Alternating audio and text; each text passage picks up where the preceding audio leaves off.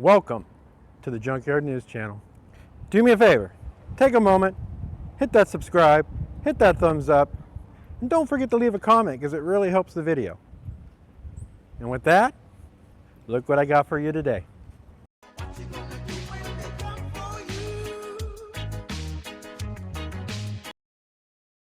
Hello everybody, and welcome once again to another video here on the Junkyard News.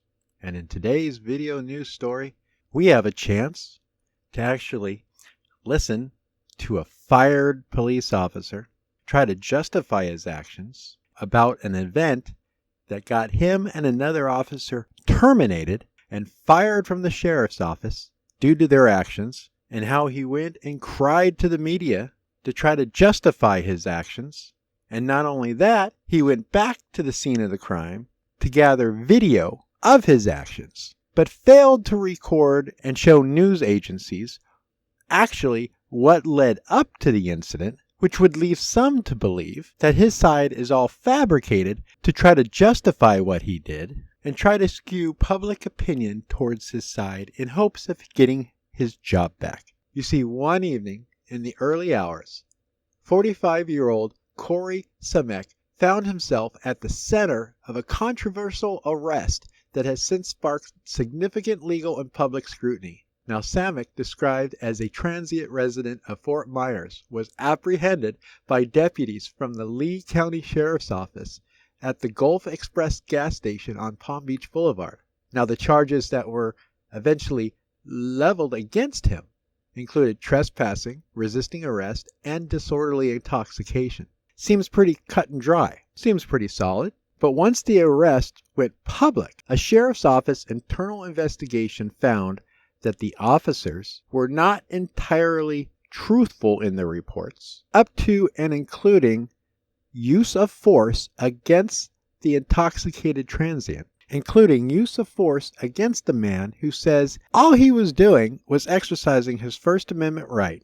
And the deputies on scene were so sick and tired of listening to what he had to say that they actually went into the gas station to solicit a trespass just to try to justify the actions that one deputy was going to initiate. You see, surveillance footage from the gas station reveals a confrontation between Samek and then Sergeant Christopher Meyer. Now, the video shows Meyer engaging physically with Samek, delivering multiple punches during an arrest. Samek's subsequent mugshot displayed significant facial swelling, bruising, and raising questions about the level of force employed against a man who didn't seem like he was any type of a threat or actually resisting. It just seemed the sergeant decided he had had enough and decided to take street justice into his own hands. Now, once the investigation into this incident was over and he was terminated, the ex-sergeant went back to the gas station and begged them, please let me get proof to vindicate me. I want my job back. And using his personal cell phone, the ex-sergeant captured video of the incident, which we will be playing for you. But what it doesn't show and what he didn't record was what he alleges happened before the arrest. Wouldn't you think if you wanted to try to justify your actions, you would have recorded to show your interactions with this suspect prior to the use of force? Why just get video of the arrest itself? This sergeant claims that the suspect stuck his nose where it didn't belong, was belligerent, got in the face of deputies, used his First Amendment right to say things they didn't like. The sergeant also claims that the man was holding a Long Island iced tea out in public and drinking it, but just issuing a ticket wouldn't have been good enough. It got to a point where he wanted to arrest this guy. He wanted to punish him for what he was saying and punish him for his First Amendment right, his free speech. In response to this incident, the sheriff's office again conducted an internal investigation, and the sheriff ended up announcing the termination of Sergeant Meyer and deputies Bradley Davidson and Alexander Reese for their roles in the arrest that night. Additionally, 4 other deputies faced disciplinary actions for failing to properly document and report the use of force against the man. The legal ramifications extended further when Samek filed a federal lawsuit against the sheriff's office and the dismissed Sergeant Meyer, The lawsuit alleged violations of Samek's Fourth Amendment and 14th Amendment rights, citing excessive use of force during the arrest. This case has ignited a broader conversation about law enforcement practices and accountability within Lee County. As the lawsuit progresses, it underscores the imperative for transparency and adherence to constitutional rights in policing. Now, this sergeant felt so strongly that his actions that night were justified that he went on the news to try to garner positive public opinion on his side. After all, there are a lot of blue line bootlickers out there that may just jump on his side and say, you know what, that guy had it coming. Let's rise up and get this sergeant his job back. I just find it interesting that these cops, well, these ex-cops, were so desperate to try to justify beating the hell out of the man that they went on a news report to try to justify their actions with no proof, of course, because I'm not going to record and show you what happened before the arrest, but I'll show you the arrest and explain my actions. Thank you again for watching this video by the Junkyard News. What do you think? What do you think about this story? What do you think about a cop going to a news agency to try to justify what he did?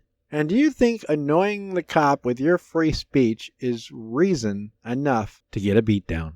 Be careful, people, I'm telling you. Because the next story we cover on here, we could be talking about an incident you have with a Leo in the next one. Thanks again.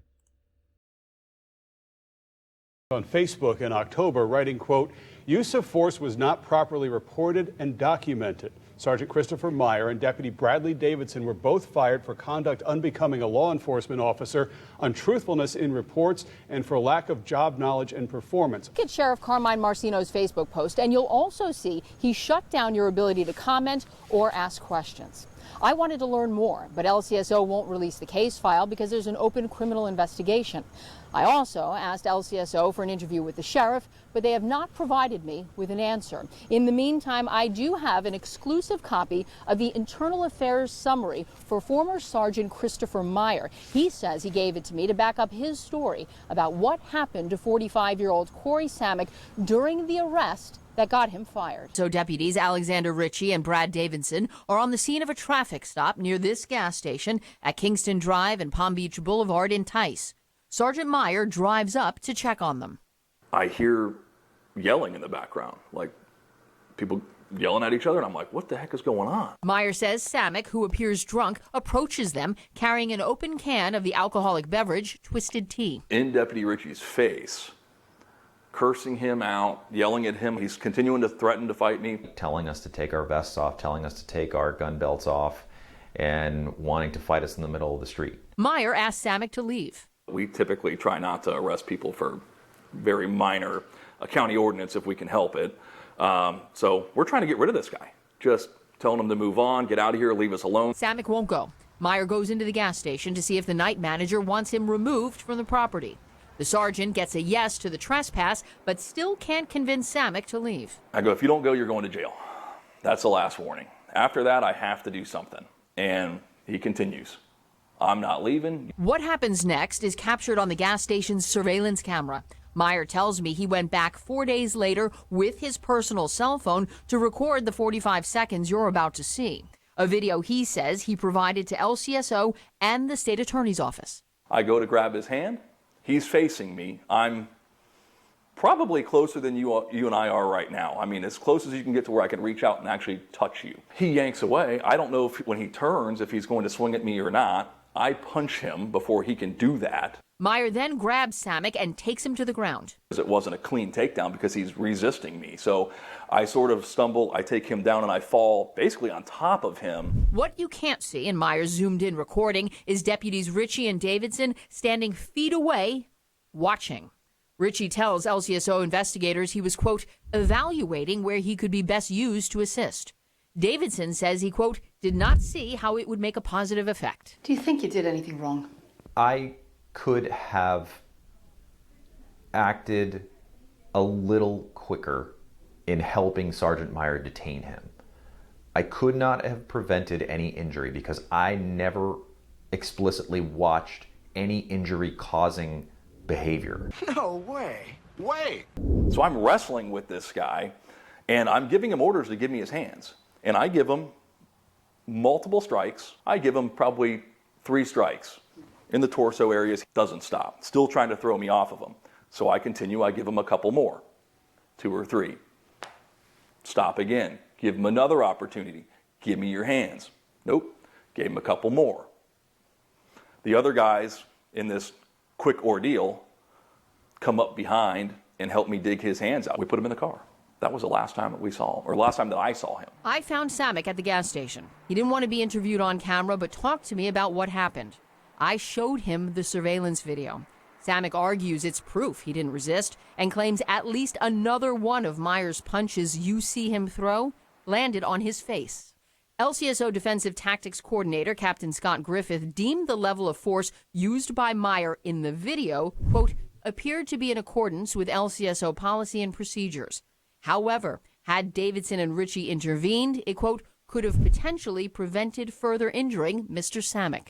Samek also tells me and LCSO investigators the use of force didn't stop there, claiming he was struck by 4 deputies while handcuffed. There was not a strike, not one, where he was handcuffed and secured. But Meyer and Davidson can't prove that with the video Meyer chose to record on his personal cell phone. The IA summary shows that Samek was handcuffed at 2 a.m., but he wasn't removed from the gas station and taken to the hospital until 3 a.m. So there is 1 hour that's unaccounted for, and the gas station video is long gone. So the potentially incriminating or exonerating evidence is gone for good. It's better than nothing. Because if we didn't have that video, they'd be going off of strictly his word. The amount of time that is unaccounted for is simply us doing paperwork. An action Davidson admits he can't prove. He also challenges whether Samek was really hurt during his arrest. I didn't recall seeing any medical expert weigh in on the stage of those fractures and in what stage of healing. You mentioned like his level of healing. Are you saying it could have happened before you guys had encountered him? Several transients in the area that know him have reported to us on more than one occasion he is often getting in fights. You saw him for 10 minutes before that happened. You guys kept going back and forth trying to de-escalate. Did he look like he had injuries to his face when that was happening? No, but I can't see, I don't have an x-ray machine. I can't see inside his face. The IA summary does not offer a conclusive explanation for Samek's injuries, which include fractures to his jaw and right orbital area. So I don't know, I can't testify as to what maybe happened in the car. If he was banging his head in the car at some point. Despite the findings and unanswered questions in the IA summary, Meyer and Davidson don't believe they should have been fired. And it was always projected at the sheriff's office that if you get into something and you get called into IA or you get called in by a supervisor, and if you tell them the truth and you tell them this is why, that they will take care of you. And they may not like it, but sometimes the truth hurts. You can't behave this way and expect that everything's going to be just fine. You have a mugshot that looks like someone's been pummeled, and there's no explanation for how that got there. There are many different techniques to use. They don't all involve force. The guy's hands were down the whole time. He did not make a threatening gesture. I question why the other officers did not get involved and just kind of stood by. It opens up a lot of questions of what actually went on that evening. Videos uploaded by the Junkyard News are helped in part by viewers just like you. You can show your support for this channel by clicking the thumbs up, sharing our videos, or hitting that all-important support button on our channel page. Don't want to miss a video or a story? Make sure to check us out and like us on Facebook at The Junkyard News.